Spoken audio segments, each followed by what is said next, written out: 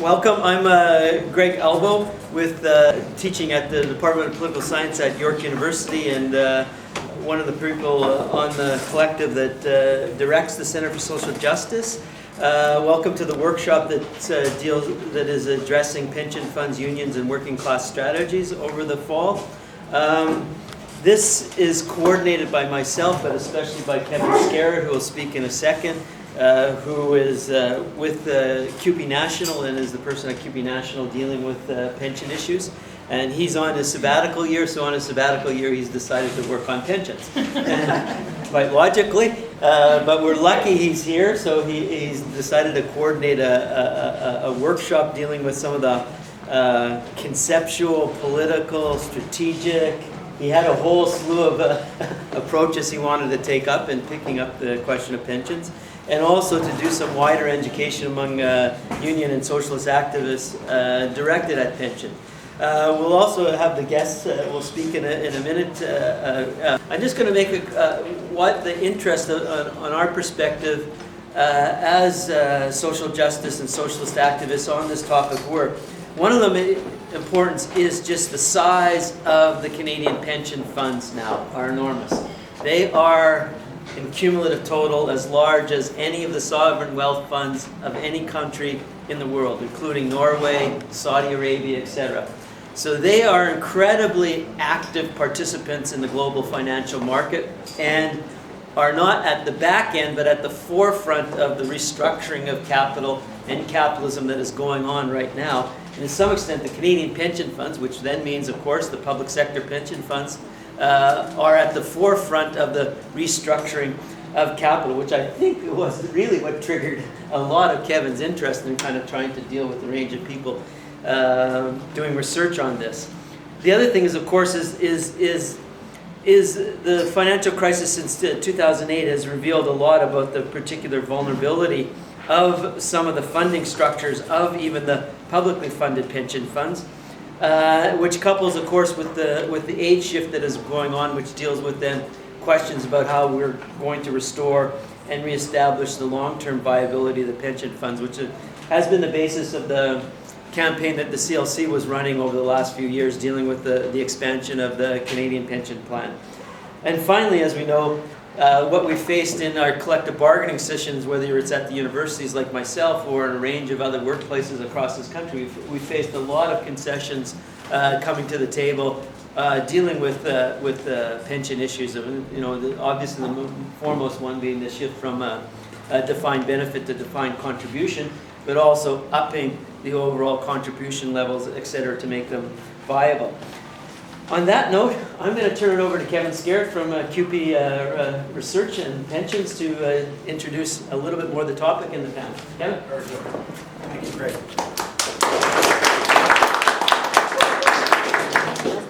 Thank you very much, Greg, and thanks everybody in the room for coming, expressing interest in this.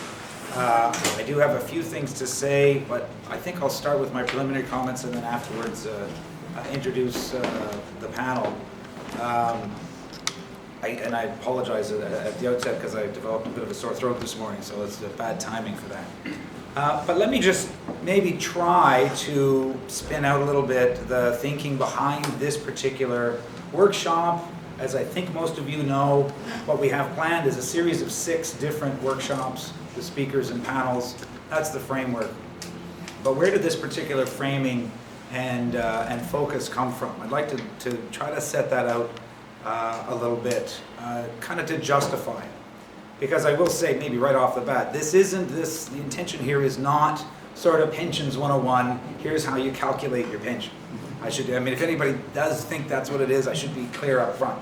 It's not. What is intended here, in a way, is to say, yes, that's happening, important, but we're going to step back and actually look at the question of pensions, pension plans, pension benefits, but especially pension funds, as Greg just said, try to do it in a bigger political and economic picture given what we're seeing. Okay, so I just want to say that right off the bat. And to start off with some of that context, what I've put together here is, I'd like to suggest that there are 2 crises that we're facing and a problem. And I'm going to describe the two crises very briefly. Greg actually touched on it. And then really focus on the problem or the challenge that I think this workshop series is intended to examine. So first of all, the crisis. I said there's two crises that we're seeing. The first crisis, and I bet the reason that some of you are interested in the subject is there's a crisis in our pension system. The attacks on workers' pensions, those of us that have pensions, is unprecedented. It's history-making, and it's having deep effects. And as Greg said, the abilities and the capacities of those of us in the labor movement, organized trade unions, to resist those attacks has been stretched to a breaking point. And to be very blunt, Greg said it, this is incurring losses. We are seeing concessions, we are seeing, and let's just look at the form that's taking. Closure of secure defined benefit plans, replacing them, especially for new hires, with defined contribution plans or savings schemes that aren't secure and throw all the risk and burden onto individual workers. But more than that, cuts to indexation, cuts to early retirement, cuts to basic benefits. That's another form it's taking. And one of the ugliest elements of this is this two-tier dimension to it. Because pensions are complicated legally. You can't just change everything that's been promised for everybody in some purely equitable way. So in fact, pension law sometimes actually almost requires or induces you to actually cut the new hires or the young workers, and it becomes inequitable and a source of terrible division within our unions and within the working class. And then just that last point, what I want to note is, of course, trade unions have been fighting for retirement security and pensions for many decades. And in fact, it's important to register that in the post-war period, that had some success. There was an extension to more and more companies, more and more employers, and in the public sector as well. And in fact, the percentage of workers participating in a pension plan was going up through that period. And it actually peaked out, I've looked at the stats, around 1991, at about 45% of the workforce had a pension plan, a registered pension plan. Now, since that time, what's happened? Everything that I just said. We've been in a long-term, not rapid decline, but a long-term decline, especially targeting first the non-union private sector, then the unionized private sector. People remember the strike in Sudbury, Valley Inco, historic strike. There's lots to be said about that. I'd like to say more, but I'll move on. And then in the last few years, as we in CUPE know, and friends in OPSU and the rest of the public sector unions, this crisis is hitting public sector workers as well. Our plans, I say our because I'm associated with CUPE, are under unprecedented attack, in some ways for the first time in our experience. It's never been like this. We are seeing proposals like the private sector proposals, defined contribution for new hires, outright close the defined benefit plan, or transform the defined benefit security into something less secure. Whole hog attacks, unprecedented. So that is a crisis that is still unfolding and we are still struggling with, and just put that on the table. But in fact, that's not the main focus of this workshop. Let me turn to the second crisis. Second crisis is the attack on unions themselves as organizations. Now this I don't need to really talk about. All of you in the room, I'm sure, have some familiarity with this. This is also, in some ways, at least in the recent decades, unprecedented. And it's becoming very difficult because, of course, these two crises interact, right? Unions that are under attack, we're being accused of what? We're being accused of being privileged, defending our own members and their better wages and pensions and health insurance benefits and so forth, while a growing number of non-union workers don't have any pension or any of these kinds of security and are working precariously and so forth. So these two things obviously interact, and we're seeing serious losses, and this is another crisis. And I think putting the two together, I think we've got a lot to think about. But even that is not the subject of the workshop. So we've got two crises as the context. Two crises as the context. Now I want to move to the problem or the challenge that is related. So, let me just hold that for a second. I don't know if you guys read, but just to give you a flavor of what I think is a problem and a challenge that we should be talking about. Last week, the business press reported that a major Canadian private equity fund, an investment fund, was about to acquire a large corporate for-profit childcare provider in the UK, in the United Kingdom, called Busy Bees. Did anybody see that? Busy Bees Childcare, actually owned by Michael Milken, who people may know as the junk bond king from the 1980s. He owns Busy Bees in the UK as an investment. Private equity fund in Canada is going to buy it. That private equity fund is known as the Ontario Teachers Pension Plan. So that's disturbing, and I mean my colleagues in CUPE and the childcare movement are really outraged by this, because of course what is that saying? This is a huge endorsement of private corporate for-profit childcare as an investment, as a long-term investment. That's what pension funds want. This is a vote of confidence in this industry, in this system. But that's just one. I wish I had more time in these initial notes to report more of this, but I will share one or two other important aspects of this problem. Switch to a different pension plan, one that CUPE members are very familiar with, OMERS.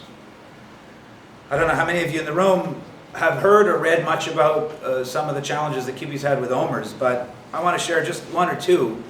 Probably the biggest, most significant, and I think most important politically, is that in the 1990s, we, CUPE, discovered that our single biggest pension plan, an entity structured by that plan, was in fact the leader of a consortium that was the successful bidder on a project in Nova Scotia to build, operate, and manage public-private partnership schools. 54 different public schools that were going to be built in Nova Scotia were going to be owned and run by a consortium led and in part financed and managed by our pension plan in Ontario. School board workers, pension plan in Ontario. And that's something that sparked a whole discussion within CUPE. We passed policy saying we're going to work to resist that. And part of that was trying to gain more representation and restructure OMERS into a governance structure that had representation, which actually was kind of successful. But in the end, our efforts have not borne the kind of outcome that we would like to see in that OMERS and teachers and the Canada Pension Plan, Pension Fund, and a number of other major funds, especially these super large ones, have gotten deeper and deeper into this world of investing in essentially P3s, privatized infrastructure, and related real estate, other things. And just to cap that off, I mean, that's bad enough. But we found out at one point that this entity, it's actually a corporation, an investment corporation structured by OMERS called Borealis, not only was doing these things, but they were also funding and represented on the board of directors of an organization known as the Canadian Council for Public-Private Partnerships. The leading corporate lobby group lobbying the federal government and provincial governments in favor of more P3s, which has been successful over the last 12 years, as we all know. This is one of the very strange, contradictory things that our own pension plan has been into. So what is this telling us? I could go on with more lists, and I have other stories that maybe I'll relate another time, but this is a pattern. This is not an exception. And it's not, I would argue, not just the really super large funds, it's more and more of these pension plans and funds are doing this. And for those of you that might have seen, we had a recommended reading by Simon Archer on our reading list. He notes a couple of very interesting things. One of them is, it is understood, I don't know how verified it is, but it's understood that the Ontario Teachers Plan, especially I think in their private equity investing, they actually systematically seek to avoid investing their funds in a company that offers a defined benefit pension plan to workers. Now why would they do that? Why would they not want to invest for the same logic as, Bay Street and Wall Street? This is a cost, it's a risk. We don't want that. But what an incredible irony. a pension plan operating on that basis. And if this were widely known, imagine, step back to what I said before about the division in the working class and all those workers out there without coverage being asked to support unions and those workers that have pension plans. If they understand that this is the role that these pension funds are playing, I think we've got something to talk about.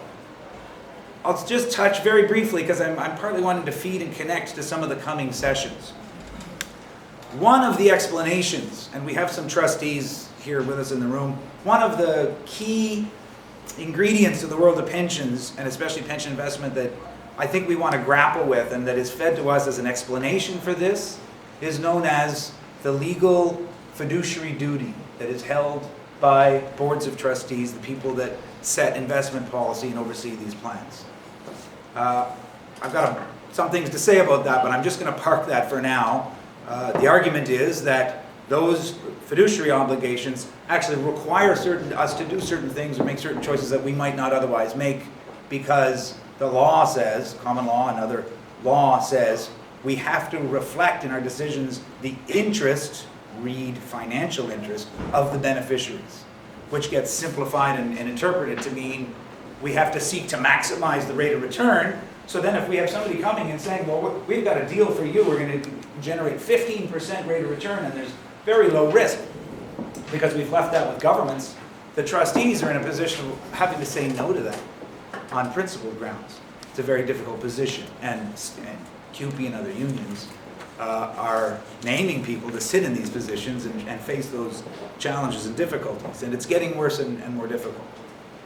Let me just stop that section and just step back. Okay, so I think, hopefully you agree in the room, that this is at least troubling, if not a problem, that we should be chewing on and debating and discussing and maybe even strategizing about. And I'll just say, and I should have said at the beginning, what I say here is my own views and is not intended to reflect the views and opinions of the organization that I work for. I'm on sabbatical, so hopefully... He's free to say whatever he likes. Hopefully, yes. I do have people from my organization that watch over me, but I do want to note that. So I guess what I'm saying is, in the role that I play in CUPE as a pension research type, it means that I work on collective bargaining, but I also work with trustees. We do training. We try to prepare people not just for the defensive benefits kind of side of things, but also for these roles that we've taken up in governance, sitting on these boards, understanding the world of investment and the things that they have to contend with. Just step back historically, very briefly, and there's lots of interesting history here, but where did this come from? How did we end up in a situation where we have these workplace-based pension arrangements rather than public arrangements that might cover all workers? Was it always that way? Well, it's actually, the history is pretty interesting and I think important for coming to terms with our challenges today, because it wasn't always that way. And in fact, the one bit of history that I'd like to share that I've kind of come to understand better just recently is that in fact the historic position in the United States, the labor movement, fought for many decades for expansion of Social Security and a public system, and did not want to go down this road of workplace-based pensions any more than they wanted to go down the road of workplace-based health insurance, right? But in the post-war period, for a bunch of reasons that I can't really get into, and I haven't even studied enough, the companies themselves, the employers, my understanding, actually decided that they wanted to start offering pension arrangements and bring it into the negotiation process. And the UAW, and I don't know, Sam or Herman or somebody can explain more of this history to me, for various reasons said, okay, we'll do that. We will go down that road. Happened with steel and the steel industry. This is 1949, 1950, that sort of period. From that time, in the several years following, this idea took off. And it was a huge turning point in the history of pensions, I would suggest. Washed into Canada, had effects on the UK and beyond. That was really, I think, a key moment where the decision was, we will keep a very limited public system, only very minimal and basic. Social Security in the US, Old Age Security in Canada, later supplemented by CPP. And the gist would be done by workplace-based pension arrangements. just to move one tick forward on the history, it's interesting, once that happened and the funds started to take off and millions of workers started joining these things and contributing, the idea was, rather than trusting one employer to promise a pension and maybe not prepare to do it, the idea was we'll establish a fund, we'll put contributions, the employer would actually contribute money into a fund that would be the security for the pension promise, separate from the company or the organization's assets and business, so that if the company went bankrupt, the pension doesn't go with it. That was the idea, and that's still what we have in many ways today. So, in the decades that followed that, what's interesting is when that was initially done, what was going to happen with the investments? How were those funds? I mean, the idea was we'll make small contributions, but generate profits, rate of return on the investments, that will help fund the pension plans. And just to mention along the way, by the 1970s, we had one observer, Peter Drucker, a management guru you may have heard of in other contexts, wrote a book observing about this particular dynamic of growing pension plans.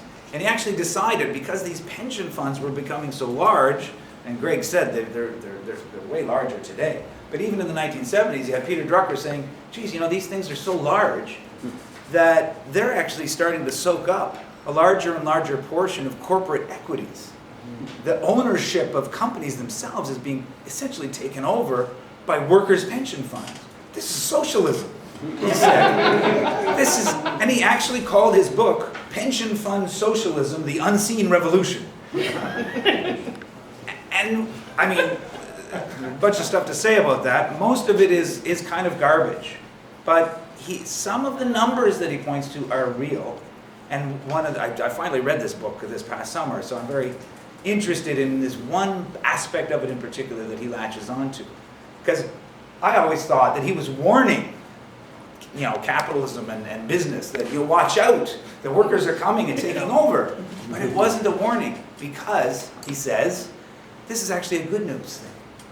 Because now, as more and more workers feel they have a direct stake in the corporate class, they're going to understand what it's like to run a business, and they're going to take on a different perspective on, for example, and he says this specifically, public policy like taxation on corporations. Workers will start to understand why we have to cut the tax on companies.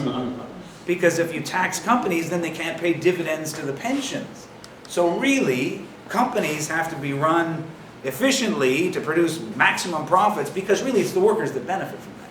That was Drucker's view. Move forward again. How did the unions think about Drucker and all of these things? Well, there's probably a lot to say, and I'd like to know more about it.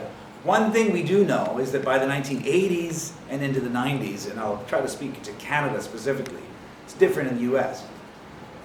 Trade unions and some advocates started to say, you know, these are large funds, and one of the things we're seeing by leaving the management of these funds and these plans in the hands of employers and their agents, and you know, basically they hand the money over to banks and brokerage houses and so forth.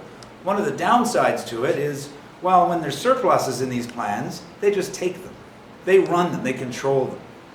And we're kind of cut out. We have no power. We're just promised this pension, and we've got no say over it. And then also, some trade unionists started to say, well, you know, we don't like some of the things that they're investing in. So maybe we should gain some sort of control over this. Put those two priorities together, and what you have in the 1990s, starting with a key turning point in 1990 itself. Do we have teachers in the room? Any teachers, OSSTF? Yeah, a few. In 1990 in Canada, it was a kind of a turning point, because the Ontario Teachers Federation negotiated with the Ontario government a restructuring of the Ontario Teachers Pension Plan into what is called a jointly governed structure.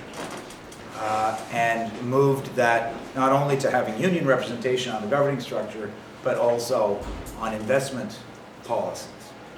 And from there, that set a new pattern, so that in the years following that, HOOP, the big hospital plan, moved to joint governance. CUPE was involved in that with OPSU and nurses and SEIU and others. The colleges plan In BC, a major plan by the late 90s. And then eventually OMERS, which had a kind of representative board, became jointly governed in 2006. The thinking and the hope was that this would allow a tool, a way to get some union influence, both on the benefit side and on the investment side.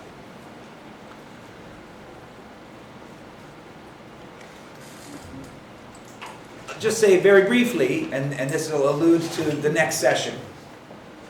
I mentioned that there's these two goals for many trade unions, and I should say, not all unions agreed with this idea, and especially there was a difference between private sector unions and public sector unions. I don't know if Joanne, you'll speak to this, but the CAW actually, and I say this with respect, took a different view of this and actually sort of took a principled, skeptical view about the problems involved with these governance structures. Try to wrap up. Thank you. And so I'll just mention Jim Stanford, for example, wrote a book in the late 90s, which I think some of the content reflects some of that thinking, which expressed a lot of skepticism about the extent to which, through these governance systems, we can have trusteeship that would have a meaningful effect on the actual investment of these funds. So there have been skeptics. This has been kind of a debate or a differentiation amongst trade unions that actually doesn't actually really get hashed out. There's not many forums or discussions about this. Inside different unions, there's different discussions. I'll say from my perspective, working on this for 17 or 18 years, I don't think we have enough opportunities to hash this out. Okay, so I'm actually going to skip over the one piece that I think Chris will speak to and try to move to wrapping up with a couple of last points. I don't know if I said, but Jim Stanford from Unifor, formerly CAW, will be on the panel for the next session in 2 weeks, speaking about some of those issues, his skepticism, and we've got a couple of other speakers that will address this as well. I guess I just want to add to that complexity a key detail that I don't think many of us in the labor movement have registered or recognized, and that is that since the 1990s, the context has changed very significantly. We talked about the attack on pensions and unions, but the financial system itself and the corporate finance system itself has been getting revolutionized and transformed. For those of you that saw Simon Archer's article on the reading list, he argues that the nature of the changes in the way that the financial system is working and in the way that pension funds are engaging and investing, especially through things like private equity, through P3s and infrastructure and these other things, is fundamentally different than 20 years ago. Well, if he's right, and I'm interested in people's views, what are we in the labor movement or the workers' movement saying about this? Do we have an opinion? Is it all the same? Are all our views the same? Or does this merit some rethinking of strategy? And that theme, I think, will run through several of the sessions, including the 5th session in November, talking about the rise of finance and what is actually going on in the financial system. Okay, I'll wrap up with 2 quick thoughts. Where would all this go? So I have this discussion, what is our ultimate thinking about this? And I just want to come back to what I started with in terms of a crisis in pension coverage and a crisis in unions and the labor movement. I would like to just pick up on an argument that actually comes out of the Greater Toronto Workers' Assembly, and an argument that Sam Ginden, who's actually with us today, has been making that I think is very persuasive about these crises. He's saying, in different contexts, this crisis is very serious, and we're going to need to really take note of the way that the divisions in the working class are weakening both sides. Unionized, non-union, public sector, private sector, people with pensions, people without. And the argument he makes, which I find interesting and kind of persuasive, is this is a stage where we have to think more radically if we're going to be effective, if we're going to accomplish something. And in this context, I would say the argument is that we need to stop thinking narrowly, at least within unions, stop thinking narrowly about just representing our own members or one employer at a time, and actually starting to identify our goal as retirement security, pension security for all workers. What would that look like? I'll just close with, what I think is a good argument for what that looks like, and that would be a fundamental commitment to a major expansion of the public pension system that would benefit all workers. And when I say a commitment, I mean a whole different level of militant mobilization in support of the expansion of both old age security and Canada Pension Plan, which I know Joanne's going to speak to. And then also, while we do that, strategize ways to defend what we've won, what we already have, and imagine transitioning maybe that existing system with all its differentials into something that would be more fair, more equitable, that all workers could be proud of. That's my proposal. That's my argument. I'll close with that. I'm sorry to take so long.